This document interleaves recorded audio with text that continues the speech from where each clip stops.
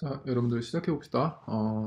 요 이제 복습 시간을 좀 가질 텐데요. 복습 시간은 여러분들이 기본적으로 대기역학 개론 1을 듣고 왔다라는 전제하에 진행할 예정이어서 조금 빠르게 지나갈까 해요. 그래서 2주 정도를 복습을 하고 기본적으로 우리가 프리미티브 이퀘이션 셋을 등합적 표계에서 이제 활용할 수 있는 형태로 만들고 그걸 가지고 대기 균형에 대한 설명을 좀 한 다음에 이제 본격적인 대기역학 개론 2의 수업으로 들어가고자 하고요. 이제 여기는 조금 몸풀기 단계에 있으니까 그냥 편하게 봐주시면 될 것 같고, 만약 리뷰하는 부분이 이해가 되지 않는다라고 하면 사실은 좀 문제가 있어요. 이 부분은 그러면 대기역학 원 부분을 다시 공부하고 오셔야 돼요. 요거는 그냥 다시 기억을 상기시켜 드리기 위해서 하는 부분이라고 생각하시면 좋을 것 같아요. 자, 그래서 기본적으로 우리가 프리미티브 이퀘이션을 등합적 표계에서 얻기 위해서 우리가 했던 작업은 우리가 알고 있는 물리적인 법칙을 이용해서 그 물리적인 법칙을 가지고 이제 우리가 익숙한 고도자 표계로 한번 만들어 보고, 그게 더 쉬우니까. 그러고 난 다음에 우리가 익숙해지니까 이제 고도자 표계를 등합적 표계로 한번 변환을 해보는 이제 과정을 거쳤는데, 그 과정을 빠르게 다시 한번 이제 진행을 하려고 해요. 자, 봅시다. 그래서 처음에는 우리가 프리미티브 이퀘이션, 이제 Z 코디네이트, 그러니까 고도좌표계에서의 프리미티브 이퀘이션을 이런 식으로 가지고 있죠. 그래서 이런 식으로 사실은 뭐 이제 x 방향의 동서 방향의 모멘텀 이퀘이션, 남북 방향의 모멘텀 이퀘이션, 연직 방향의 모멘텀 이퀘이션인데 대기가 굉장히 잘 성층화되어 있기 때문에 연직 운동을 무시할 정도로 다룰 수 있다라는 가정하에 이제 하이드로스태틱 밸런스로 이제 방정식을 단순화시켰죠. 그리고 요건 밀도를 다루니까 질량 보존이겠죠. 그래서 컨티뉴티 이퀘이션이라고 부르죠. 그리고 이쪽은 온도를 다루니까 서머다이나믹 에너지 이퀘이션. 그러니까 뭐 그냥 뭐 온도 이퀘이션이라고 생각을 해야 돼요. 템퍼러처 이퀘이션이라고 저는 사실 부르는 것도 좋아하는데 사실 공식적인 이름은 에너지니까 서머다이나믹 에너지 이퀘이션이라고 불러요. 그리고 마지막으로 이퀘이션 오브 스테이트, 상태를 나타내는 방정식. 이렇게 우리가 6개를 하나의 세트로 해서 얘를 색깔이 뭐지? 이렇게 6개를 하나의 세트로 해서 우리가 2번, 3번, 4번, 뭐 5번, 뭐 요 상태 방정식은 뭐 끼워주기도 하고 안 끼워주기도 하는데 뭐 실제로 하다 보면 항상 쓰이니까 그래서 6개를 우리가 가지고 총 6개의 변수를 이런 식으로 설명을 하죠. 그리고 언노운이 6개고 방정식이 6개니까 기본적으로는 우리가 상태를 초기 상태를 알면 계속 상태를 우리가 찾을 수 있는 방정식계가 돼요. 그래서 미래를 예측할 수 있는 방정식을 제공을 하죠. 그리고 상태를 계속 추정할 수 있는. 그래서 결국은 클로즈된 풀리는 수학적으로 풀리는 시스템을 이런 식으로 얻었어요. 자, 이 과정을 사실은 아주 간단하게만 다시 복습을 할게요. 어떤 과정이 있었는지. 자, 뭐 딱 한 5분이나 10분 정도만 다시 들여서 요거를 다시 한번 전체까지는 아니고 뭐 모멘텀 이퀘이션만이라도 한번 재구현을 해봅시다. 시간이 좀 나면 이제 뒷부분도 좀 해드리겠지만 이 복습이 목적이기 때문에 사실은 아주 디테일하게는 안 하려고 해요. 자, 한번 볼까요? 그래서 기본적으로 아주 밑바닥부터 다시 시작을 하면 뭐 조금 그걸 합시다. 우리 연습장이 필요한데 연습장에 가봅시다. 제 얼굴은 뭐 안 보여도 상관없죠?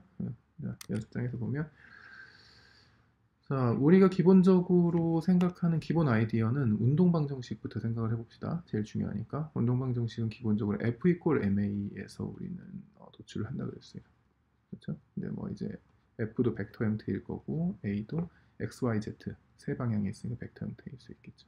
그리고 우리는 가속도에 더 관심이 많으니까 M으로 F를 나눠서 M분의 F 형태로 이제 진행을 했고, 요 A를 X 방향, Y 방향, Z 방향의 가속도라고 생각하면 요거는 이제 X 방향은 U dt, U의 시간 변화율, 요 라즈 D, 라즈 T는 이제 물질을 따라가면서 재는 거라고 그랬죠. 그렇죠? 그래서 우리가 어떤 공기 덩어리가 있으면 그 공기 덩어리를 이렇게 따라가듯이 우리가 옛날 고등학교 수업 시간에 이렇게 추를 가지고 혹은 이제 뭐 무거운 좀 질량이 가지고 있는 바퀴 달린 이제 어떤 수레를 가지고 연습을 했던 것처럼 그런 식으로 그 질량을 따라가면서 그 녀석의 가속도를 재는 케이스를 의미하죠. 근데 이제 유체는 그런 식으로 따라가는 것이 조금 쉽지 않으니까 그거를 뚜렷이 명시적으로 표시하기 위해서 이런 식으로 표시한다 그랬고 얘는 사실은 어, 이제 윰러리안 관점으로 다시 서술을 하면 이런 식으로 표시를 할 수가 있다라고 했었어요. 그렇죠? 그래서 DUD, DX 색깔 좀 바꿀게요. V, DU, DY 그리고 색깔이 계속 바뀌네. 자, DU, W, DU, D, Z 이런 식으로 기본적으로 왜냐면 U는 시간과 X와 Y와 Z의 함수니까 그렇죠? Z의 함수니까 이런 식으로 시간에 대한 변화율, X에 대한 변화율, Y에 대한 변화율, Z에 대한 변화율 이렇게 표시할 수가 있다고 했고 요걸 전체를 통틀어서 이렇게 표시하기로 했었죠. 그래서 이걸 윰러리안 형태의 서술이고 이걸 라그랑지안 형태의 서술이라고 했죠. 그렇죠? 이게 여기까지는 어렵지 않고 조금 필요 없는 건 좀 지워볼게요. 자, 그래서 이렇게 관점을 본다고 칠 때 이제 필요한 것은 우리한테 이제 실제로 존재하는 힘이었죠. 그래서 대기 중엔 어떤 힘이 존재하는가에 대한 얘기를 하다가 가장 중요한 것은 이제 이 힘 중에는 여러 가지가 있는데 프레셔 그레디언트 포스가 있고 PGF라고 그냥 적을게요. 그 다음에 비스코스 폴스 그냥 비스라고 적을게요. 점성력이 있고 그리고 중력이 있었죠. 그래비티 GRA까지만 적을게요. 이렇게 세 개 정도의 힘이 실제로 존재하는 대기 유체에 영향을 미치는 중요한 힘이라고 생각을 했고 이 프레셔 그레디언트 포스를 우리가 유도하기 위해서 뭐 박스를 생각을 했었죠. 그래서 X 방향의 프레셔 그레디언트 포스는 예를 들면 이런 식으로 상자를 생각을 했을 때 상자는 보면은 이런 식으로 이제 정육면체나 직육면체를 생각을 해보면 이제 X 방향으로 가해진 어떤 힘을 생각해 본다면 이쪽 면에 가해진 어떤 힘을 하나 생각할 수 있을 거고 또 이쪽 면에 가해지는 어떤 힘을 생각할 수 있다고 했었죠. 그렇죠? 그리고 사실 프레셔는 모든 면에 이제 누르는 방향으로 작용하기 때문에 이쪽으로는 얘를 X 방향으로 밀어주는 힘으로 작용하고 얘는 X 방향의 반대 방향으로 밀어주는 힘으로 작용을 했었죠. 그래서 만약 이 힘이 뒤에서 밀어주는 이 프레셔 힘이 이 힘보다 훨씬 강하다면 얘가 이쪽으로 전반적으로 이 전체 공기가 이제 X 방향으로 쫙 밀리는 어떤 운동을 하게 될 거다라는 생각을 할 수가 있는 거죠. 그렇죠? 그래서 이 녀석과 이 녀석의 프레셔의 그레디언트 되면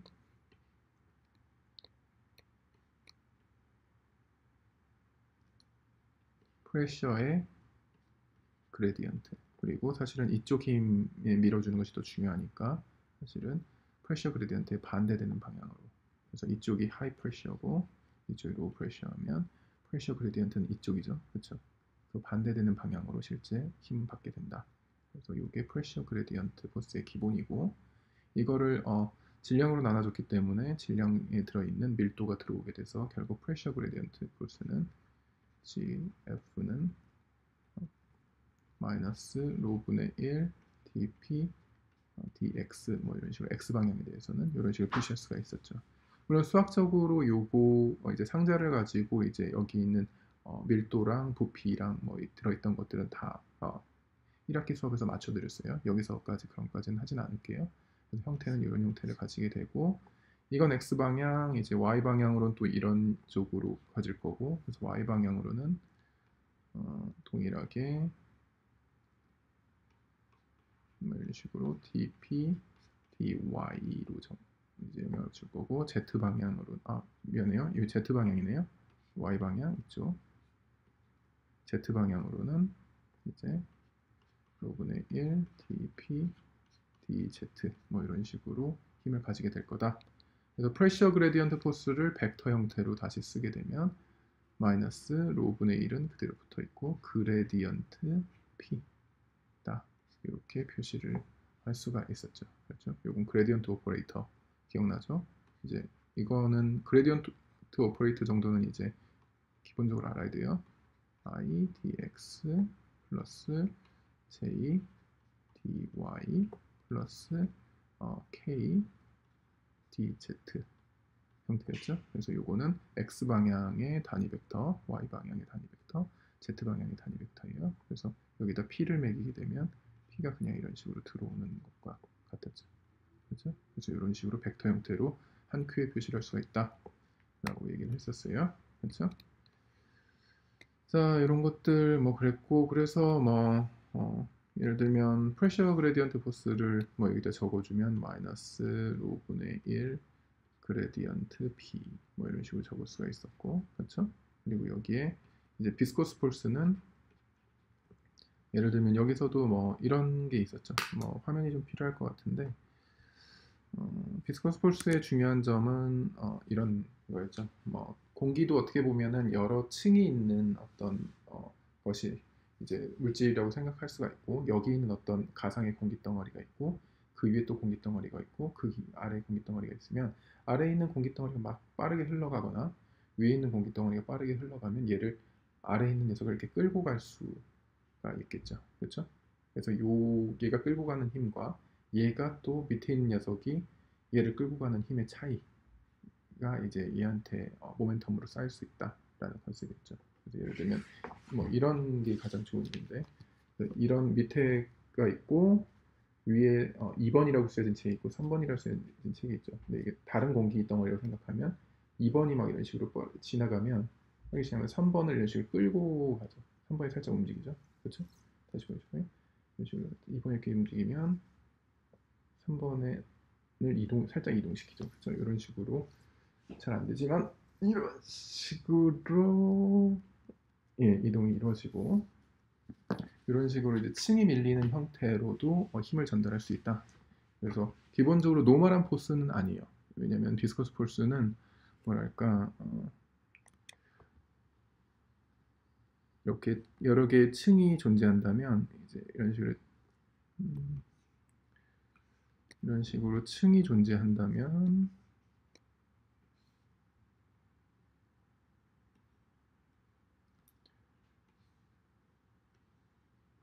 거기에 위에 있는 층이 막 빠르게 이렇게 지나가면 여기에 마찰로서 사실은 얘한테 어떻게 모멘텀을 전달하는 형태라서 얘는 사실 프레셔 형태가 아니라 이제 우리는 얘를 스트레스라고 불렀어요. 이게 아니라 스트레스 타우라는 형태로 썼었죠. 타우로 표시를 하고 스트레스는 스트레스라는 형태로 표면에 가해지는 힘의 형태가 있을 수 있다. 실제 마찰상으로 사실 왜냐면 서로 이렇게 조금씩 물질을 교환하기 때문에 모멘텀도 교환이 사실은 이루어져요. 그래서 이런 식으로 힘을 노멀한 방향으로만 힘을 전달할 수 있는 게 아니라 이렇게 위에 층 위에 이렇게 쓸고 지나가는 형태로 이렇게 힘을 이렇게 전달할 수 있다라는 컨셉을 접근할 수가 있었죠. 그렇죠? 그래서 뭐 그런 식으로 접근을 해볼 때 만약 이런 뭐 다 설명을 할 필요가 있는지 모르겠지만 뭐 기왕 한 김에 합시다. 이런 식의 상자가 하나 또 있다라고 생각을 하면 우리는 상자를 좋아하니까 이 공기 위에도 사실은 공기가 있겠죠. 솔직히 말하면 이런 식으로 뭐 디테일하게 그리진 않겠지만 이런 식으로 공기가 있겠죠. 하지만 뭐 일단은 귀찮으니까 지울게요. 이 공기가 위에 있는 공기가 얘를 막 쓸고 지나간다고 칩시다. 막 쓸고 지나가면 얘를 끌고 가겠죠. 어느 정도까지. 그래서 이 힘이 타우예요. 타우라는 힘을 x방향으로 예를 들면 x방향으로 받고 이제 z 쪽의 수직인 면에 대해서 받는 어떤 힘이라서 뭐 xz 뭐 이런 식으로 쓰기도 하는데 여기서 그렇게 쓰진 않을게요. 반면에 또 얘가 움직이게 되면 밑에도 사실은 공기가 있겠죠. 밑에 있는 공기를 얘도 끌고 가야 되니까 얘도 어떤 속도가 있다면 얘는 반대로 타우를 받겠죠. 왜냐면 얘는 끌고 가야 되는 입장이니까. 그래서 얘가 타우 2고 예를 들면 타우 1이면 이런 식으로 스트레스의 차이 만큼이 실제로 모멘텀으로 쌓이게 돼요. 그래서 중요한 건 연직 방향으로만 그냥 바라볼 때 연직 방향으로 스트레스의 차이가 있다 라고 치면 펜이 좀 안 좋아서 잘 안 써지는데 타우예요. 타우. 이런 식으로 있다면 요거 자체가 실제로 얘한테 어떤 비스코스 포스로 작용을 한다 라고 했었죠. 그런데 이제 문제는 요 타우가 어떻게 정의되는가 라는 것이 궁금했었는데, 이 타우는 사실은 여기와 여기에 속도 차이가 있으면, 제가 어떻게 보면 이렇게 두 개의 공기가 있으면 이 두 개의 공기가 두 개의 공기가 이렇게 있어요. 두 개의 공기가 있으면 이게 훨씬 낫겠네요. 두 개의 공기가 이렇게 있는데 두 개 같은 속도로 가요. 같은 속도로 가면 사실은 마찰이 있을 필요가 없겠죠. 그렇죠? 근데 아래 건 가만히 있고 위에 것만 간다든지, 아니면 위에 건 빨리 가는데 아래 건 천천히 따라온다든지 하면 마찰이 존재하겠죠. 그렇죠? 그래서 두 개의 속도 차이가 사실은 저 스트레스를 결정하는 값이 돼요. 그래서 이 타우라는 녀석은 이제 위의 속도와 아래의 속도의 차이, 그러니까 속도의 그레디언트로 다시 결정이 되고, 뭐 정비례, 그러니까 여기 뭐 정확히 숫자적으로 같지 않겠죠. 그러니까 여기 상수가 하나 붙게 되고, 이걸 여기다 대입하게 되면 결국 저 스트레스 텀은 ZZ 해서 D, U, Z, 조금 제가 비리라 타우에다가 요 값을, 요거를, 요게 타우니까 지금 타우에 요 값을 집어넣게 되면 그냥 U를 두 번 미분하는 값이 되겠죠. 이런 식으로. 그렇죠? 그래서 이게 지금 U 방향의 속도가 다른 경우에 생길 수 있는 U의 속도가 Z축 방향으로 다를 때 생길 수 있는 어떤 스트레스예요. 근데 동일한 현상이 Y 방향으로도 있을 수 있겠죠. 여기 속도는 이런데 Y 방향, Y축, 이쪽을 Y축이라고 합시다. 이쪽으로 왔을 때 여기 속도가 좀 적어요. 뭐 여기 갑자기 속도가 빨라져요. Y축이 증가할 때. 그러면 또 이쪽으로도 Y쪽 이동에 대한 현상이 동일하게 있을 수 있겠죠. 그렇죠?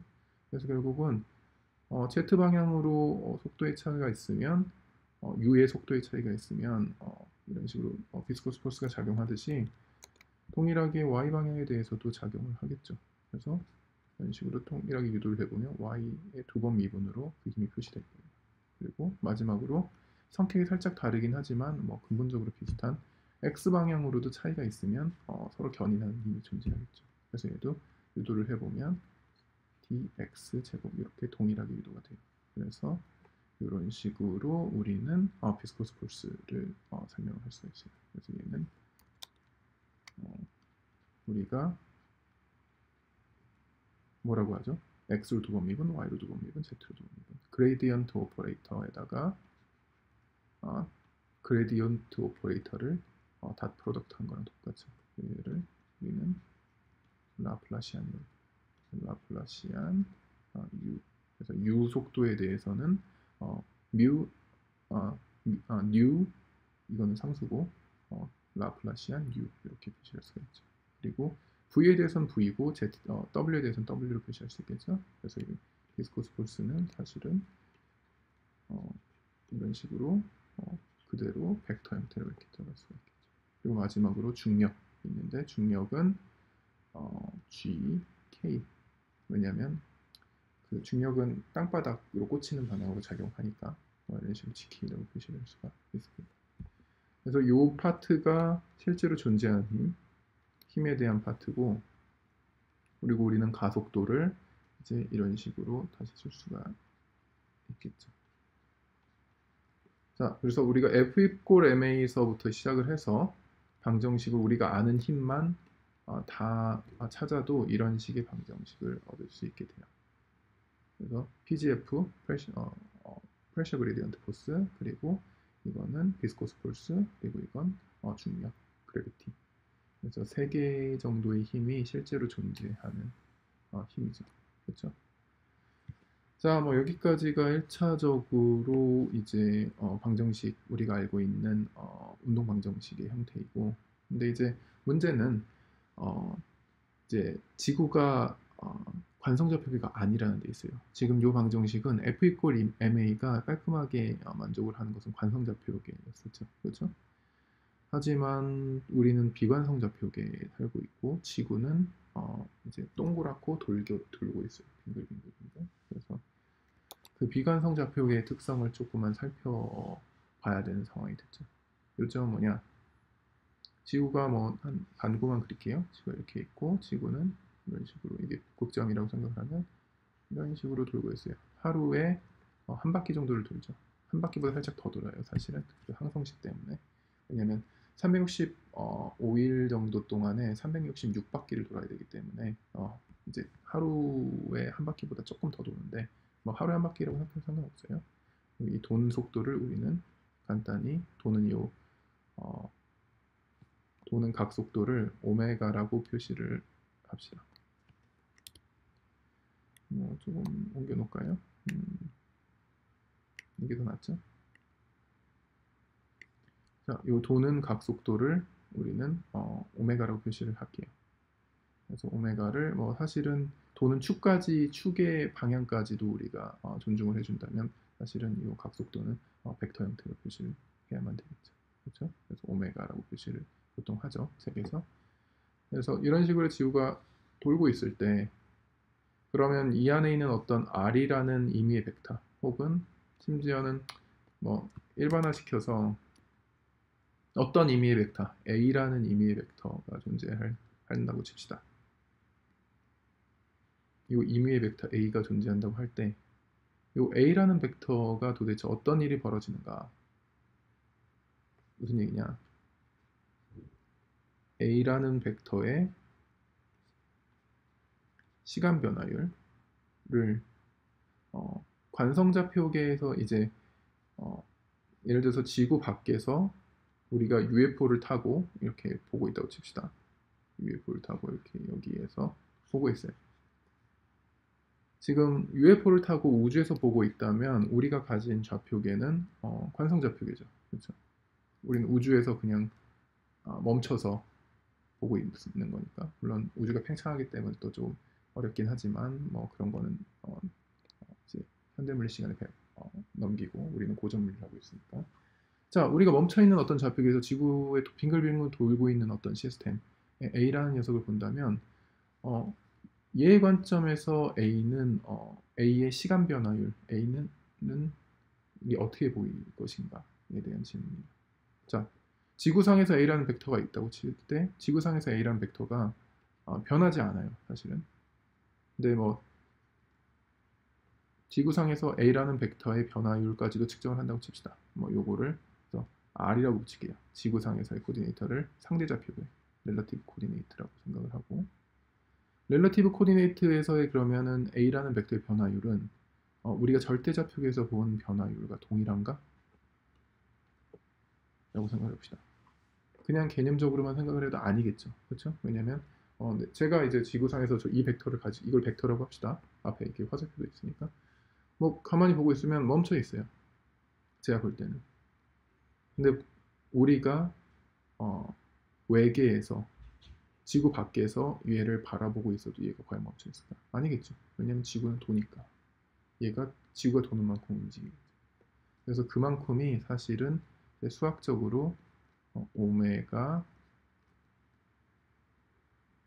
크로스 이거 지울게요. 자리 공간이 좀 모자라니까 오메가 플러스 A라는 값만큼 이제 변화하고 있어요. 실제로 얘가 멈춰 있다 손 치더라도 지구가 도는 효과만으로 요만큼의 효과가 가미가 되죠. 오케이? 이 부분은 열심히 역학 원 시간에 설명을 했으니까 이 부분이 이해가 안 되면 역학 원을 열심히 들어보세요. 거의 수업의 한 파트를 이걸 설명하는 데 썼으니까 이 정도면 지금은 충분할 것 같아요. 자, 그래서 이 관점에서 바라볼 때 이 녀석은 절대좌표계에서의 어떤 변화율이고 근데 우리가 사실 잴 수 있는 것은 실제로 우리가 지구 대기에서 잴 수 있는 것은 사실 뭐냐면 상대좌표계의 속도예요. 심지어 상대좌표계의 속도를 상대좌표계에서 측정한 값이에요. 실제 우리가 지구상에서 측정할 수 있는 값은 이 값이에요. 그런데 이제 문제는 이게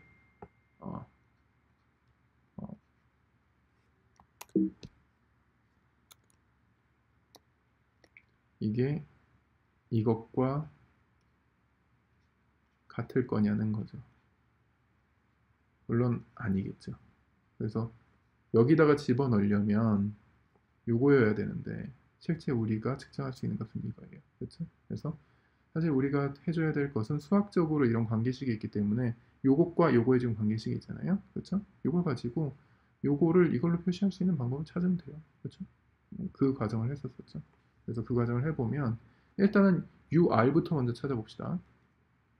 그래서 이 녀석을 A를 가지고 UR을 찾는다라고 치면 A를 그냥 지구상에서 위치로 바꾸면 되겠죠. 지구상에서의 저희 위치, 아니면 여러분이 보고자 하는 어떤 벡터의 위치, 아니 지구상에서 보고자 하는 어떤 물질의 위치라고 생각하면 R이라고 할게요. 그리고 A도 R이라고 할게요. 그리고 R이라고 할게요. 뭐 상상이 잘 안 되면 뭐 지구가 이렇게 있고 지구가 이렇게 뭐 돌고 있고 그러더니 지구 중심에서부터의 어떤 여러분이 원하는 물질, 여러분이 원하는 어떤 물질의 색깔이 좀 안 나오지만 어떤 물질의 이 녹색 물질의 위치를 R이라고 합시다. R이라는 벡터. 뭐 어서 재든 일단 이제 변하지 않는 어떤 원점에서 잰 어떤 거리 혹은 위치. 그래서 R이라고 정의를 하면 이 녀석의 시간 변화율이 실제 U가 되겠죠. 이 녀석의 시간 변화율이 실제로 U가 될 거고 자, 이 녀석의 시간 변화율이 U가 되겠죠. 그리고 이 시간 변화율을 절대좌표계에서 잰 것을 바라보면 이 녀석이 뭐죠? 속도가 되죠. 그렇죠? 절대좌표계에서 이 녀석의 시간 변화율, 위치의 시간 변화율을 잰 거니까 이게 속도 U가 돼요. 그렇죠? 그리고 얘는 뭐가 되죠? 이 녀석의 시간 변화율을 상대좌표계에서 잰 거죠. 그렇죠? 그러니까 UR이 되겠죠. 상대좌표계에서 측정한 속도. 그렇죠? 어떤 여러분들이 원하는 이 녹색 물질에. 그리고 마지막으로 이거는 뭐 절대좌표계든 상대좌표계든 오메가랑 얘는 변하지 않으니까 그대로 따라 붙을 거예요. 곱하기 R. 뭐 이런 식이겠죠. 오케이?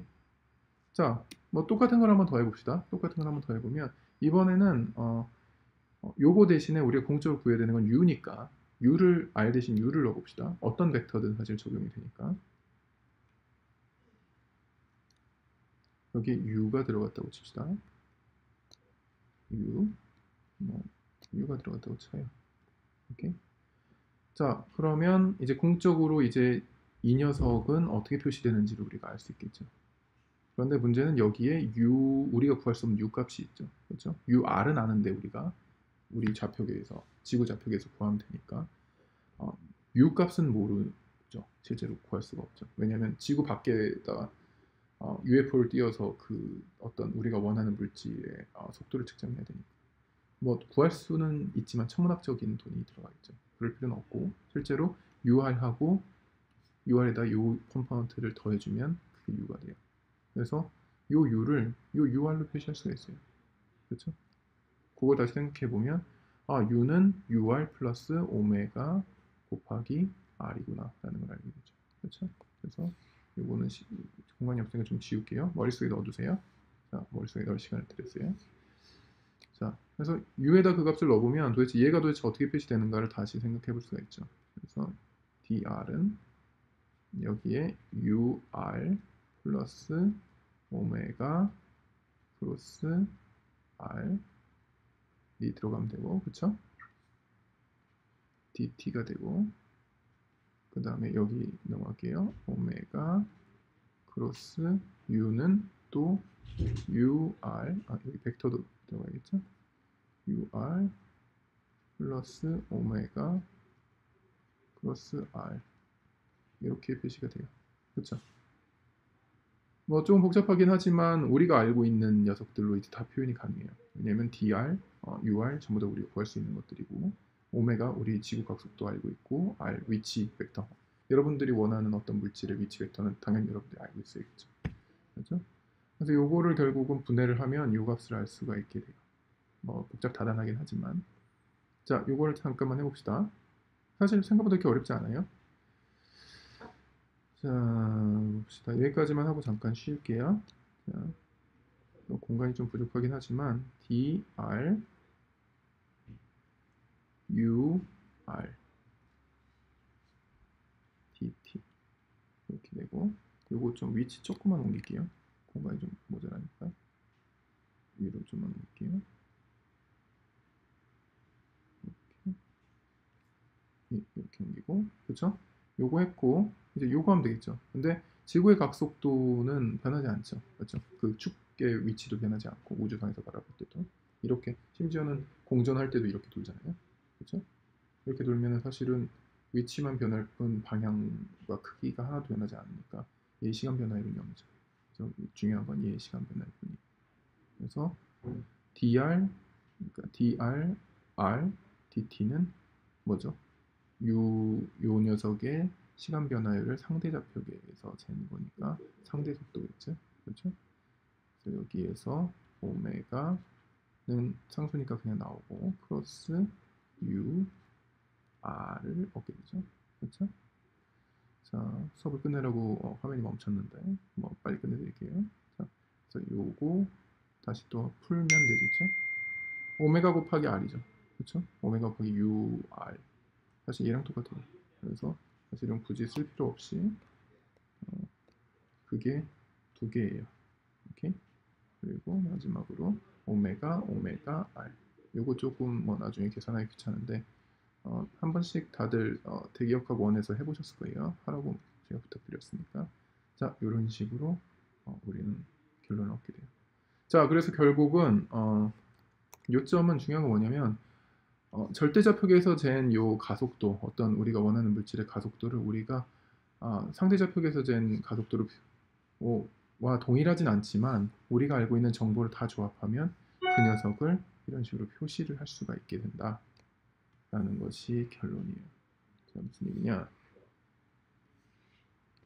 우리가 알고 있는 F 이퀄 ma를 만족을 시키려면 요게 절대좌표계에서 잰 어떤 속도여야 되지만 그 절대좌표계에서 된 그 속도를 우리가 상대좌표계에서의 어떤 잰 값들로 표시를 할 수가 있다. 그리고 이게 상대좌표에서의 가속도, 그리고 여기 어떤 오메가와 ur의 크로스 프로덕트, 그리고 오메가 r 이런 식의 다른 텀들이 조금 붙으면 이것과 값이 같아진다 라는 결론을 얻게 되죠. 근데 결국 우리의 저 운동 방정식은 이 녀석 대신에 이 녀석을 쓸 수가 있고, 그래서 우리는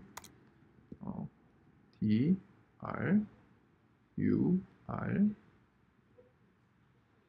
dt 그리고 플러스 2 오메가 u r 그리고 마이너스 플러스 오메가 곱하기 오메가 곱하기, 뭐 좀 복잡해 보이지만 그렇게 안 그러니까 뭐 그렇게 값도 크지도 않고 그렇게까지 나중에 중요하지 않아요. 사실은 원심력 여기 가속도 파트에 있으니까 이제 구심 가속도 성분인데 나중에 중력이랑 합쳐져서 사라져요. 유중력으로 돼서. 자, 설명 한번 드렸었죠. 이렇게 P 플러스 뮤 제곱 U 마이너스 GK로 표시를 할 수가 있게 된다. 이게 우리가 이제 유도한 이제 1학기 시간에 유도했던 운동 방정식의 벡터 폼이었죠. 오케이? 그래서 우리는 여기서 이 녀석을 우리는 코리올리스 포스라고 불렀고, 그렇죠? 요거는 엄밀히 말하면 왼쪽 텀에 가속도 텀에 있으면 센트리피탈 폴스인데 뭐 이쪽으로 가면 센트리퓨걸, 그러니까 원심력이라고 부를 수 있겠죠. 그리고 이게 우리가 실제 잴 수 있는, 지구상에서 잴 수 있는 어떤 물질의 가속도예요.